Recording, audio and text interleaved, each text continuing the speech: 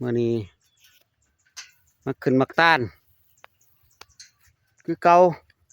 เลิกก้านแล้วก็มาหาขึ้นมักต้านด้วยแม่นเชียนวังมื้อนี้เชียนวังเนาะมาขึ้นอยู่บันแมดนี่พี่น้องธรรมชาติของบันแมดนี่เพิ่นก็เฮ็ดหน้าเด้เพิ่นตกกะแล้วเบิดเลยหน้าแสงเพิ่นนี่แล้วเบิดแหละเนาะปีนี้เราจะเห็นกะเพิ่นตกแล้วเบิดแล้วนี่ล้อมหัวไว้ใช่มีตะกะเพิ่นจะเห็นเขตนี้จะเป็นเขตหน้าแสงเบิดนี่เช่นบางขึ้น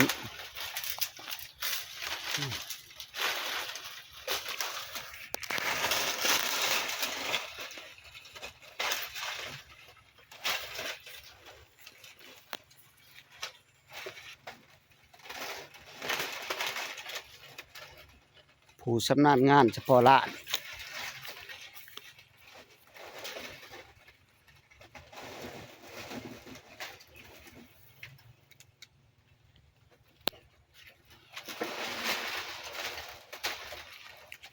นี่จะเอาอยู่สองแสนมันจะได้อยู่2 แสนจะเห็น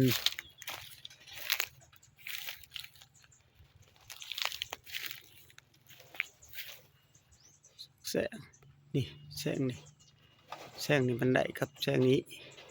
ตอนนั้นก็อ่อนยังอีก2 ทิศจึงสิได้มาเอาอีก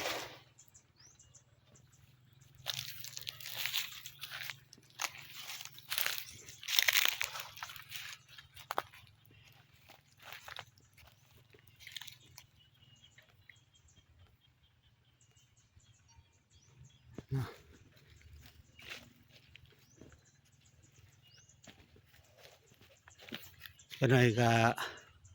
ตัดตะกย้อนลงมาเพื่อว่าบ่ให้บักตาลแตกเนาะการเก็บบักตาลที่มีคุณภาพต้องได้ใส่ใจการขึ้นการปิดบักตาลแก่บักตาลอ่อนต้องเบิ่งเนาะ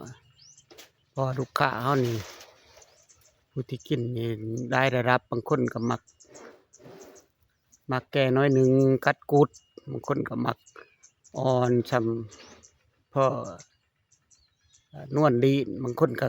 อยากกินแต่น้ำมันอันนี้มันความหมักของแต่ละคนมันแตกต่างกันฉะนั้นเวลาเขาพาเขาจะมีรายระดับเวลาเขาแยกบักตาลออกยิ่งใส่ความพึงพอใจของลูกค้าอันนี้เป็นสโลแกนของทีมงานขายบักตาลเนาะต้องลูกค้ามักในไรเขาก็จัดให้เนาะสำคัญแต่เงินซื้อแน่เนาะคอยว่างเลยกันว่างแห้งก็แตกคนจริงกับบักตาลตัวนี้มันแต่ว่าท่านใดดีเพราะปันใดเนาะที่จะสังเกตว่าบักตาลตัวนี้แบบเป็นบักตาลกันหมอโดยเคินว่าบักตาลหมอชาพื้นบ้านเอื่นว่าบักตาลข่วยเพื่อนเอื่นว่าเรามันจะได้ตัวนี้แต่ว่าตัวนี้ยังไม่ทันได้แต่ว่าจะเป็นตรงเดืออารมณ์เนาะ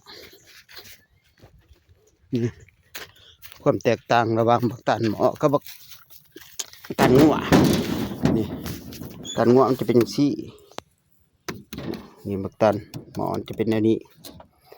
จะเห็นสีมันจะแตกต่าง